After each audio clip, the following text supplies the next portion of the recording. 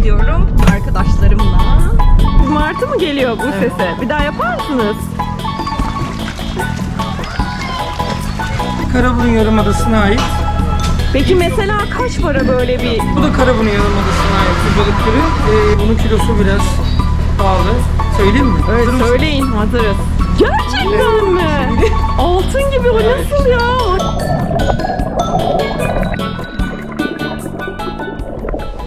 Herkese yeni bir videodan merhaba. Hatta Türkiye'den merhaba. Şu anda ben İzmir'deyim. İzmir, Türkiye'nin Ege tarafında bulunan bir şehir. Benim doğduğum ve büyüdüğüm şehir burası. Şimdi İzmir'e çok yakın bir tatil beldesi var. Mordoğan dediğimiz bir bölge. Orada bir koya gidiyoruz denize girmeye. Size de göstermek istiyorum. Burası bir tesisi olmayan bir yer. İsteyen herkes gidebiliyor. Bakalım nasılmış? Ben de ilk defa gideceğim. Yolculuğumuza devam ederken bir benzin istasyonundayız ve benzin alacağız. Türkiye'deki benzin fiyatını merak edenler olabilir. Gerçi ben de merak ediyorum çünkü 10 aydır Türkiye'de değilim ve her şey inanılmaz değişmiş. Ben gördüğüm her fiyata şok oluyorum. Şimdi bakacağım bakalım kaç para.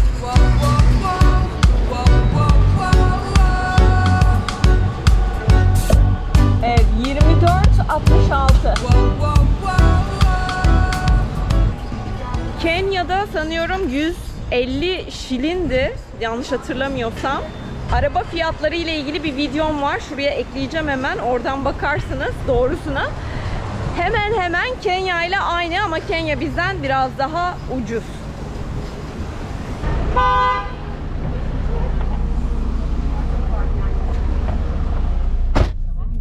Mordoğan'a kimlerle gidiyorum? Arkadaşlarımla. Önce size Pınar'ı tanıştırayım. Merhaba. Hello. Hello. Pınar benim çok eski bir arkadaşım. Yoga dünyasından arkadaşım. Birlikte yoga evinde kaldık. Birlikte yaşadık. Birlikte çalıştık. Birlikte yoga yaptık. Derdimizi paylaştık. Sevincimizi paylaştık. O yüzden onun yanına attım kendimi. Şimdi daha yeni gelir gelmez. Ve Dilay'ı tanıştırayım size. Hello. Dilay da Pınar'ın kardeşi. Ben de Dilay'ı yeni tanıdım. Daha dün tanıdım. Hatta onun evinde kalıyorum şu anda. O da en az Pınar kadar tatlıymış bu arada. Ve burada bir minnoşumuz var. Biraz bugün huysuz. O da Ege. Hadi gidelim bakalım. Şeyi anlatıyordum sana. Pardon, bir şey mi diyeceksin? Eğini böyle yap.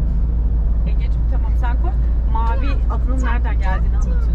Ha, mavi adı şöyle. Benim adım aslında Gökçe. Anne.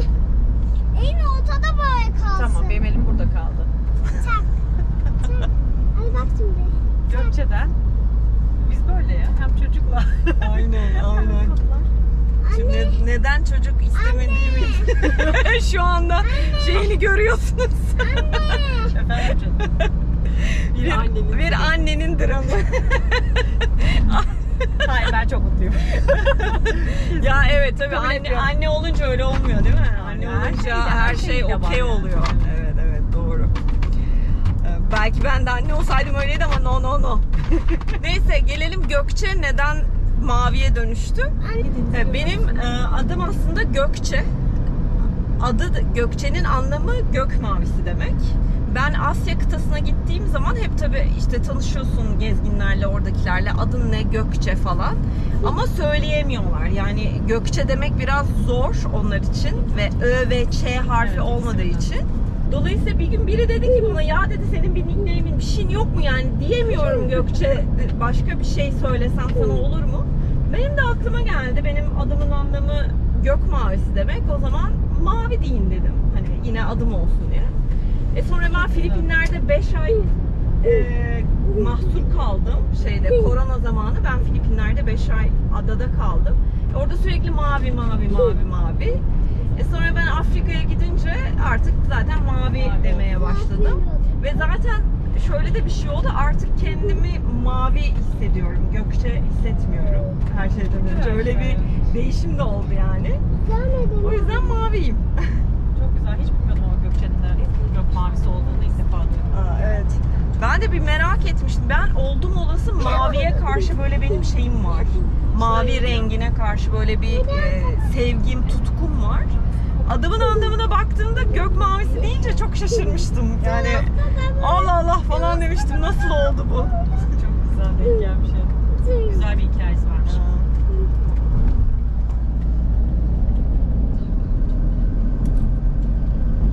Şimdi Mordoğan'a giderken Gülbahçe denilen bir bölgeye geldik. Burada kitesurf okulları varmış.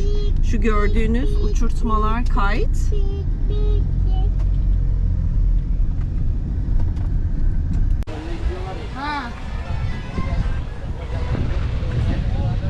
Böyle bir kitesurf alanı yapmışlar. Öğretmenler, tesisler, kite'lar.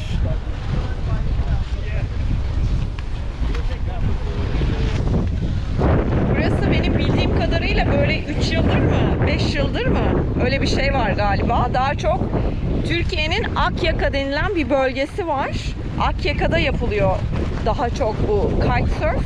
Ama Türkiye'nin birçok yerinde böyle kitesurf yerleri görebilirsiniz. Hatta Türkiye'nin birçok yerinde birçok spor ve birçok aktivite yapabilirsiniz. Türkiye çok acayip bir ülke, çok muhteşem bir ülke. Kışın karda kayak yapıp yazın denizde yüzebilirsiniz. Türkiye'ye bekleriz.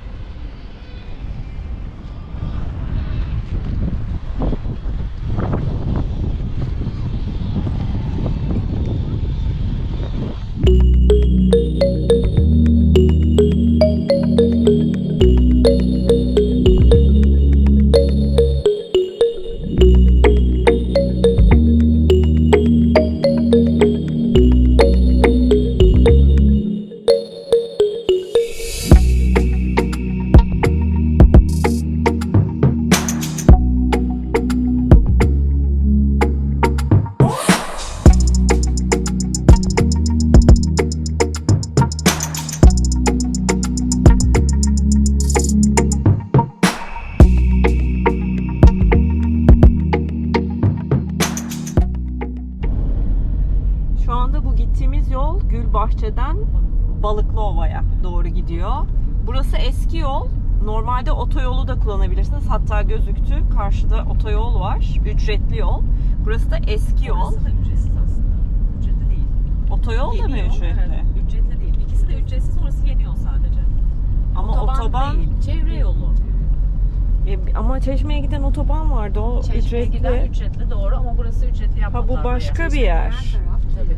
Aa bunu bilmiyorum ben. Burası başka bir otoyolmuş. Okey, ücretli değilmiş. İşte Mordoğan, Karaburun, oraya geçebilirsin. Biz eski yoldan devam ediyoruz.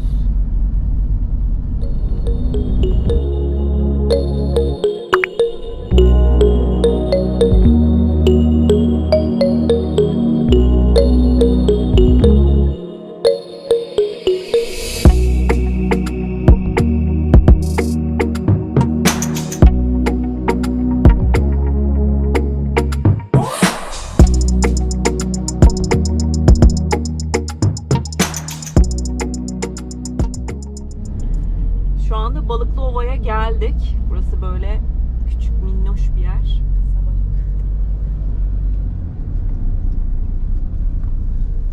Biz şu an içindeyiz herhalde. Merkez tarafında mıyız? Deniz kenarı Ortasından geçiyoruz. Şimdi ortasından deniz biraz- geçiyoruz.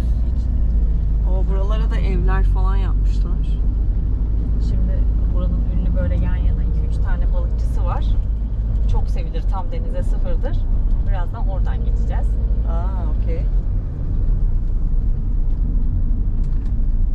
Balıklıova'nın kurabiyesi ünlüdür. Gelenler mutlaka denesinler. Un kurabiyesi. Balıklıova'nın kurabiyesi mi meşhur? Evet, un kurabiyesi. Un kurabiyesi. Aa ben bunu bilmiyordum. Odun ateşinde, odun ne denir, fırınında yapıyorlar. Çok güzel. Gerçekten mi? Bayağı iyi. Nerede var? Bakalım mı? Olur. İstiyorsan dururuz. Vallahi güzel olur.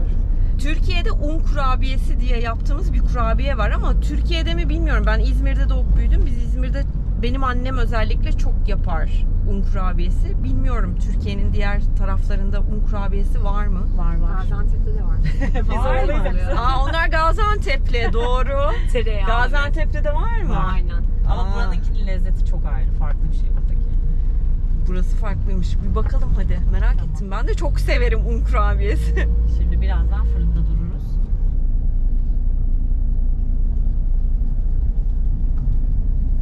Böyle küçük küçük pansiyonlar var burada. Bu arada Esot yani otobüs durağı, buraya İzmir'den bir otobüs geliyormuş. Belediye otobüsü. Ucuzdur herhalde. Kaç para bilmiyorum, biliyor musunuz? Urla'dan geliyor. Üçkuyulardan Urla'ya gelip Urla'dan bu tarafa Karaburun'a kadar giden bir otobüs hattı var. Çok pahalı değil tabii. Ha, fırına geldik mi? Evet. Üçkuyulardan Urla'ya, Urla'dan da Karaburun'a giden bir otobüs varmış. O da buradan aynı şekilde geçiyormuş bu arada.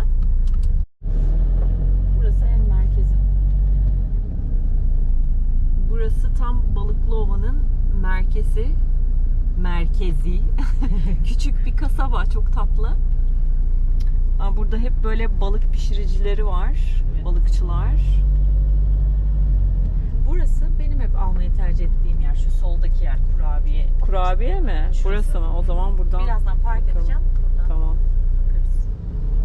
Burası bu 2-3 tane yan yana balıkçı var. Bunlar çok ünlüler. Genelde birçok kişi buraya gelir. Şurada bunlar balıkçılar. Evet, tam denize sıfır. Balık, rakı.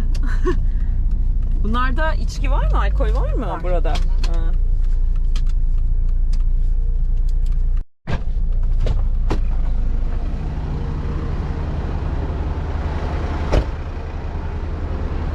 Sen yanına çantanı aldın mı?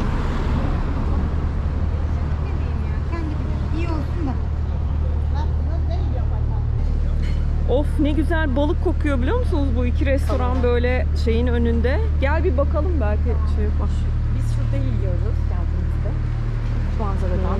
Programlarla şurada. Şurada da bir balıkçı var. Aile işletmesi orası. Şimdi şuranın bir manzarasına bakmak istedim. Hatta size de göstereyim.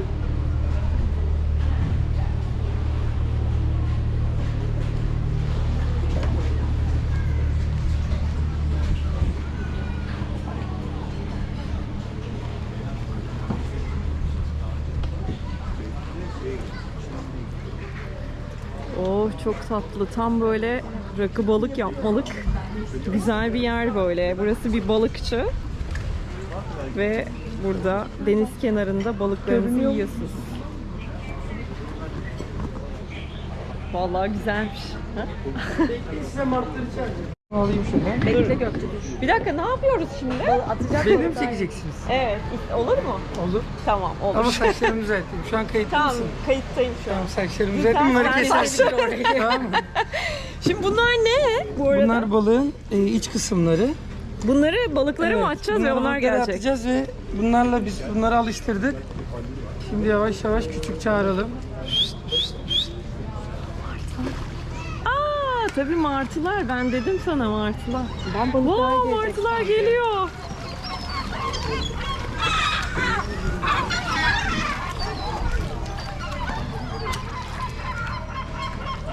Elimden yedireyim mi? Yerler mi? Yani istiyorsanız Ay, sizin evet. elinizden yiyebilirim. Ya gerçekten mi? Ya çok tatlılar arkadaşlar.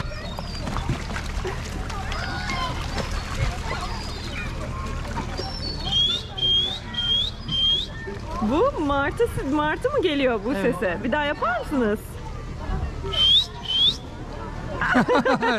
Çok tatlı.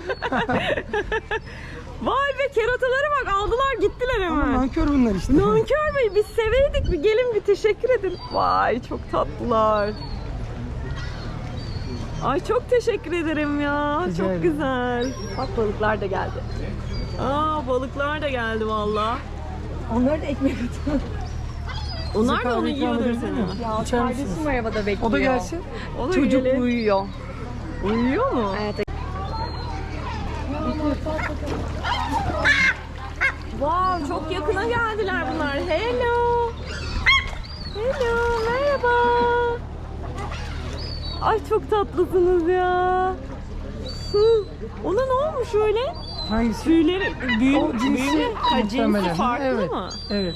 Ha, Ya da daha yeni büyüyor da daha olabilir. yeni büyüyor da olabilir değil mi? Evet.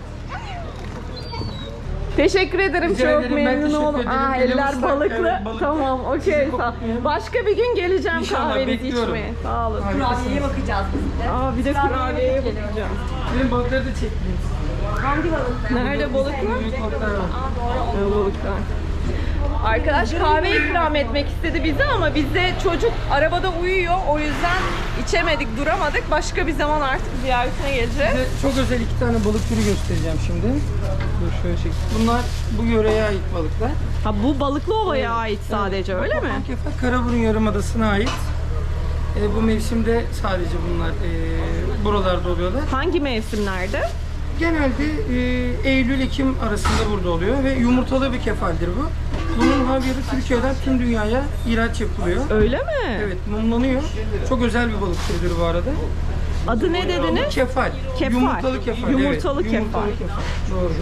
Ve sadece Balıklıova'da mı Hayır, çıkıyor Karaburun bu? Yarımadası'na Karaburun çıkıyor. Yarımadası'na Oradan çıkıyor. Karaburun, Okey. evet. Bir de bu Peki mesela kaç para böyle bir balık burada Şimdi böyle? bunun kilosu, Kilosu. mezatta, balık mezatında ortalama 250-300 lira bandında gidiyor.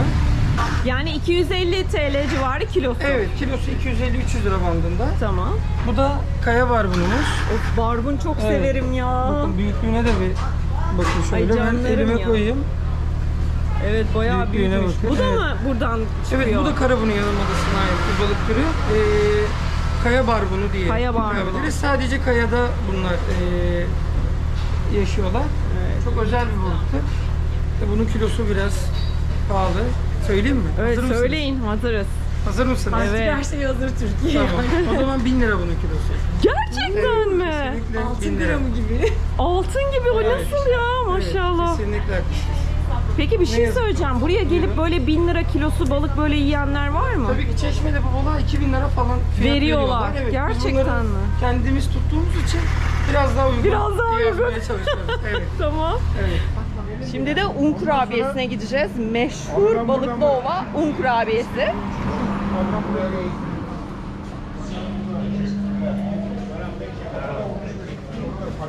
Kokuları keşke paylaşabilsem. Evet ya, şu kokuyu bir duysanız arkadaşlar.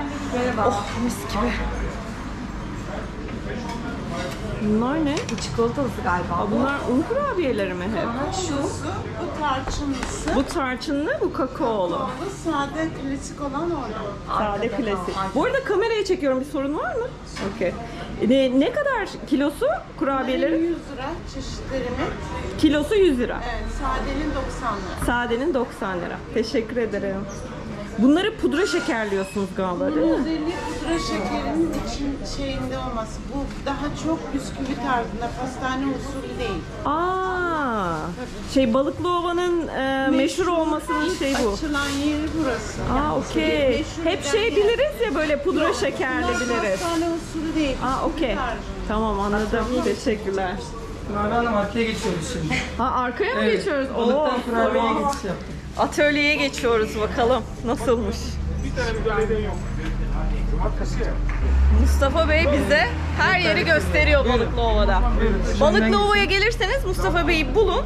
O size her şeyi halleder. Şuradaki detayı atlamayalım. Yani odun ateşinde pişiyor kurabiyeler. Aa, kurabiyeler Evet. odun ateşinde Evet, pişiyor. meşe. Çok güzel. Evet. Malathaneye giriyoruz arkadaşlar bir de. Oo, bir koku var, mis gibi mis. Usta, kolay gelsin. Merhaba, hoş geldiniz. Vay, ne güzel kurabiyeler yapıyorsunuz ya, mis gibi de kokuyor. Sağ olun. Bunlar tarçınlı olan, bunlar da sade olan. Sade olan, bunlar pişmeyen. Ha, bunlar pişmemiş pişen. daha, Evet. bu pişmiş. Tamam. Yukarıda kakaolular var. Aa, kakaolu hiç denememiştim.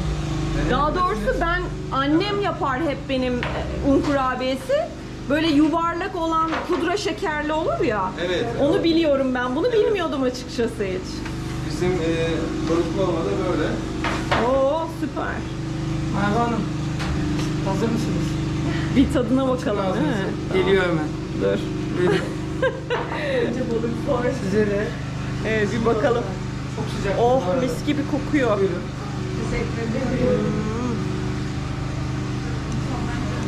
Evet yani şu anda herkes. Aa çok güzel. Canlı yayın. Süper. Kakaolu hiç yememiştim. Çok lezzetliymiş. Ağzımda yemek varken konuşuyorum. Pardon. Böyle un kurabiyesi nasıl bir şey biliyor musunuz? Böyle ağzınızda eriyor, böyle un gibi oluyor. Böyle nasıl denir? Nasıl tarif edeyim? Oh! Çok lezzetli. Buranın adı neydi? Nereye gelsinler un kurabiyesi almak için? Balıklıova unlu mamulleri olarak. Tam merkezdeyiz. Balıklıova unlu mamulleri. Mamuller tam merkezdeyiz. Süper, tamam. Bakın tertemiz. Her yer. Vallahi bravo. Teşekkür ederiz. Sağ olun. Çok mersi. Çok sağ olun. Usta kolay gelsin. Hoşça kalın. Teşekkür ederiz. Tamam.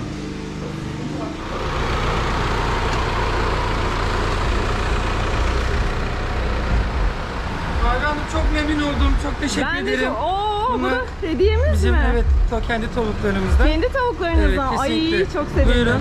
Çok teşekkür ederim Afiyet ya. Çok olsun, biz sağ olun. teşekkür Çok ederiz. misafirperversiniz. Rica ederim. Ne demek? Görüşmek üzere. Kendinize iyi bakın. Hoşça kalın. Hoşça kalın. Sağ olun. Evet, ben her zaman diyorum ki bir video çekmeye başlayınca acaba ne çekeceğim? Bundan bir video çıkar mı diyorum. Ama görüyorsunuz hep böyle çok eğlenceli insanlar karşıma çıkıyor. Çok güzel vakitler geçiriyoruz. Balıklıova böyle bir yerde. İzmir'e gelirseniz bekleriz. Burası da başka bir koy arkadaşlar. Böyle Mordoğan'da Karaburun'a giderken böyle bir sürü koy var. İstediğiniz gibi girip oturup denize girebilirsiniz. Daha yolumuz. Dilanya muhteşem bir ne denir ona? Tur guide ve rehberlik ve video çekiyorum. Yani video çekiyorum. Herkes bana dayanamaz, yani bir YouTuber'a daha doğrusu dayanamaz. Çünkü dur diyorum. Burada bilmem ne diyorum. O benden önce duruyor. Diyor ki bak burayı çek. Duruyor falan böyle. Ağaçlık alana denk Olsun. geldik. Evet. Şuradan gösterebilir misin? Tam oradan o anda çeşitleriniz olurdu. Tam belki o yolun İleride orada başka vardır. yerler daha var. Otobüse geçtiğimiz için hepsi vardı. Evet, koy şurası. Çok da güzel bir denizi var. Yolumuz böyle gidiyor bu arada. Ta oradan dağın öteki tarafına geçeceğiz. Bu arada burası eski yol. Yani çevre yolundan gitmeyin. Buralara ulaşmak için eski yoldan Aslında Balıklıova'nın içerisinden şöyle, giriyorsunuz. hem doğru, manzara çok daha güzel, yol daha güzel ama bir yandan da şöyle bir avantajı var. Üst yoldan da gitseler her seferinde alta giriş bırakıyor. Aa, okey. Evet, Her öyle bir koya çalışma. girmek Aynen için öyle. bir şey var. Yoldan ayrım var. Çok güzel çalışmışlar yani o konuda. Akıllı İzmir'e bağlı değil mi buralar? Artık karayolları İzmir Belediyesi, karayolları mı artık neyse. Bakar mısınız ya, muhteşem valla. Burada duramıyoruz değil mi bir yerde? Tam viraj çünkü. Yeni bir yere geldik böyle. Yeniden bir yerleşim merkezi çıktı karşımıza. Yazlıklar ve deniz gerçekten şahane bu arada.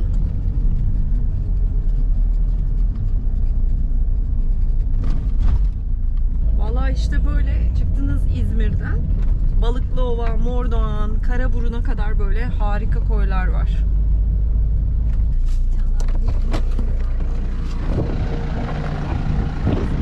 Burası da Mordoğan arkadaşlar. Burası da Manal Koyu diye geçiyor. Şimdi buraya yüzmeye gidiyoruz. Evet, o yoldan devam ettiğinizde böyle bir site görünümlü bir yer ama burası site değil. İşte böyle bir sürü yazlık evler var. Orada bir yere park ettik ve şimdi böyle bir ara sokaktan denize doğru gidiyoruz.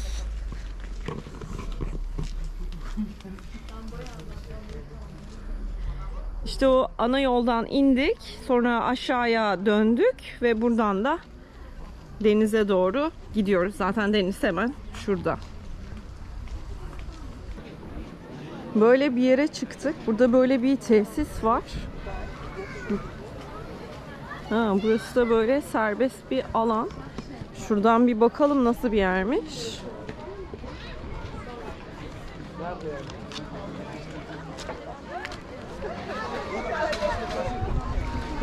bayağı kalabalıkmış.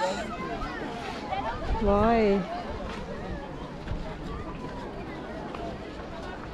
Herhalde bu şezlonglar bu tesise ait bir yer. Ama mesela şuralarda insanlar kendi şemsiyelerini koymuşlar, oturmuşlar. Yani illa burada oturmak durumunda değilsiniz.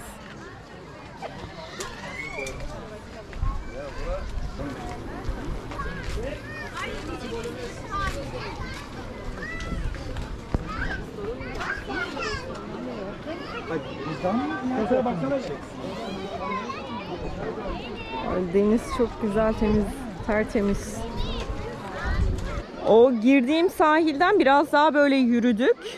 Ve burası da sahilin devamı. Burada da bir tane tesis varmış. Ama dediğim gibi tesis olmasa bile buraya gelip işte şemsiyenizi, sandalyenizi, havlunuzu atıp denize özgürce, rahatça girebilirsiniz. Hadi Türkiye'de ilk ayağımı suya sokmaca. Oh! Tabii bizim denizlerimizin suyu da, enerjisi de, her şeyi farklı tropik yerlerden.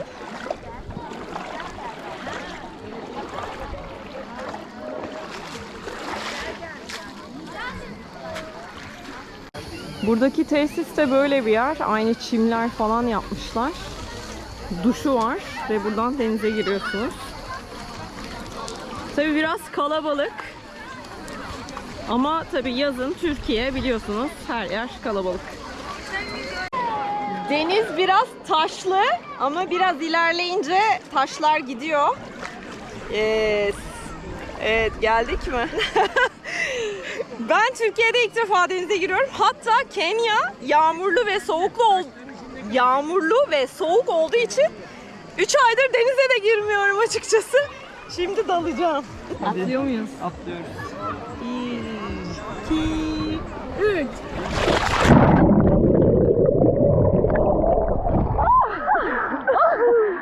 Oh be, tuzlu. Oha ne kadar çok tuzlu. Evet, beklenen an. Buranın suyu çok tuzluymuş bu arada. Ah, gözüm yandı.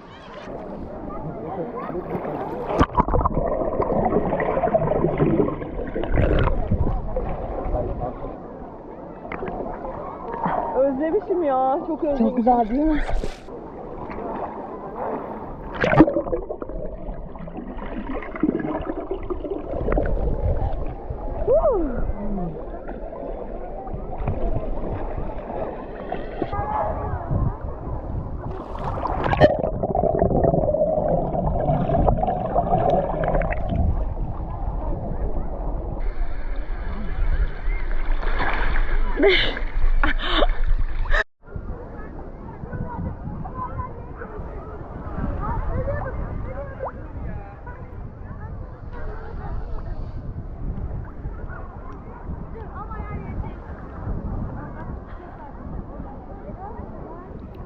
Abi hiç para problem değil. Siz şu yukarıya gelin, ben arabadan getireceğim. Canım kızım sen hemen ben bir tane vereyim ona. Amcacığım kaç para mısır? Çifti 25 lira. Çifti 25 TL. Televizyona çıkacak desene. Evet, bizim mısırımız Doğu Afrika mısırından biraz farklı. Bu sapsarı ve süt gibi böyle tatlı tatlı bir tadı var.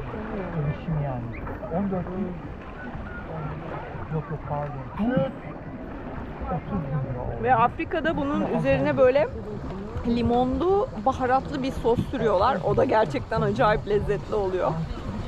Ama ben bizim mısırlarımızı tercih ederim. Daha farklı. Şimdi burada bir ev ziyareti yapacağız. Ah, muz ağacı gördüm. Nasıl yani? Ege'de muz ağacı görmemiştim. Muzları yok ama da. Evet, şimdi bu evi ziyaret edeceğiz. Arkadaşımızın evi.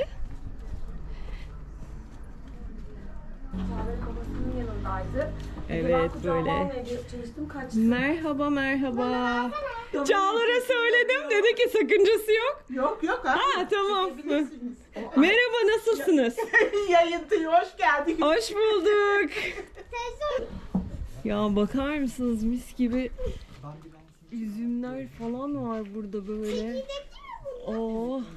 olmasa da yiyebilirsin. Çekirdekli miymiş? Evet, çekirdekli üzüm. Ay şunların Kopar bir tane güzelliğine istiyorsan. bak. Yok onun çekirdeği. Yok mu? Bir dene. Hayır. Hmm. Bilmiyorum. Var bir tane bak. Bir dene. Şöyle aç içini bak. Varsa çıkarırsın. Taze dalından meyve. Ben yaptım. Büyük öyle. Ay çok güzelmiş eviniz. Bayıldım valla. Güzel mi? Çok güzel, çok keyifli. Böyle bir şey gelmiş. Ben bunun ne olduğunu bilmiyorum. Adı ne dedin Çağlar? Yunan. Hünnap. Hünnap. Böyle ısırıp yiyormuşsun. Ben ilk defa yiyeceğim galiba. İlk defa mı yiyeceksin? Galiba evet.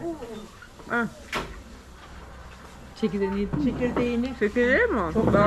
Evet. Elma gibi bir şey mi bu? Elma gibi. Ama tadı elma değil. Hayır, yapısı Aa. elma gibi sanki. Serpis yapısı sanki sert. Biraz evet. Yemesi elma gibi galiba içinde bir tane şeyi var, çekirdeği var değil mi? Tadı tatlı değil, ekşi hiç değil. Böyle çok hafif tatlı. Çok hafif bir tatlısı var. Ama neye benziyor? Hiçbir şeye benzetemedim. Şu şekerden fazla. Mars tadayım. Nasıl tarif edebilirim bilmiyorum. Yiyin. Hünnap. Hünnap. Cehrigiller ailesinden. Hünnap. Google'dan kopyalıyoruz. Ha. Cehrigiller ailesinden bahar aylarında hoş kokulu sarı çiçekler açan dikenli bir ağaç türüymüş. Bu da onun Oo. meyvesi. Biraz kuru ama böyle elma gibi sulu sulu değil. Ama güzel. Aa, lezzetli bir şey ama. Evet, lezzetli. Lezzetli bir şeymiş, ben beğendim. Peki. Bahçe daha gidiyor. Oh, kışlık odunlar da var. Arabalara dikkat et. Oh, kışlık odunlar, her şey hazır. Korkuluk amcamız. Aa, bu da korkuluk.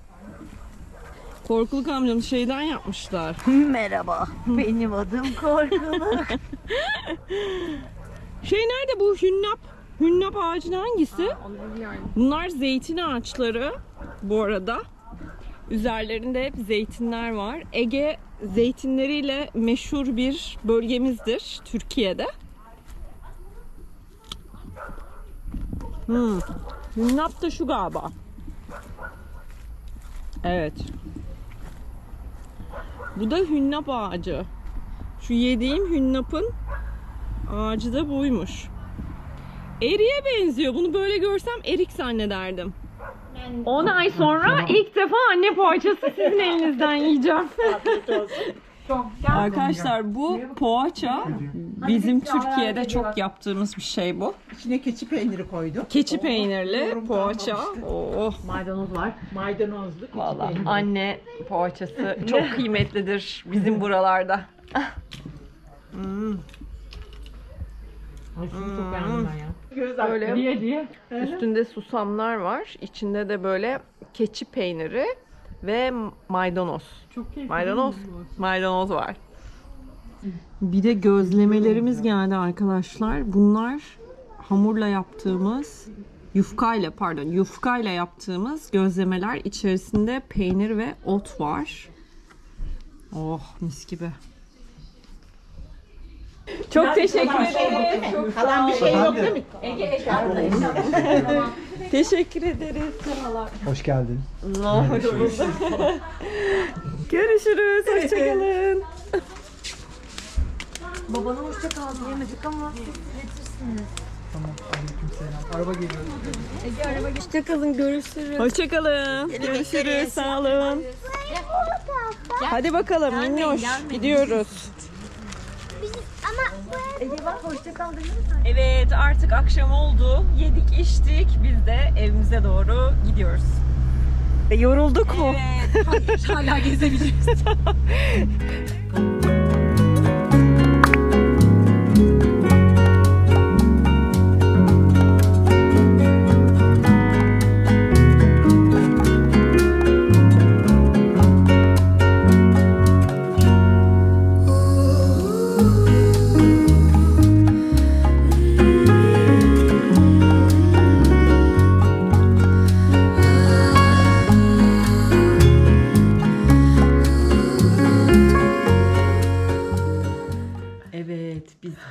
geldik. Yorgunluktan ölüyoruz. Herhalde güneş mi çarptı, yorulduk mu? Çok da yüzmedim ben ama. Vallahi arabayı da biz kullanmadık ama. Yorulduk ve uyumaya gidiyoruz. Bu videoyu da artık burada bitiriyorum. Söylemek istediğim şey. İyi geceler herkese. Çok keyifli bir gündü. Bizi gel. Vazgeçtim ben de gel. Evet, üçümüz bitiriyoruz. İzlediğiniz için teşekkür ederiz. Bu videoyu beğenmeyi, yorum yapmayı ve kanala abone değilseniz abone olmayı unutmayın. Sizi çok seviyorum. İyi geceler. İyi geceler.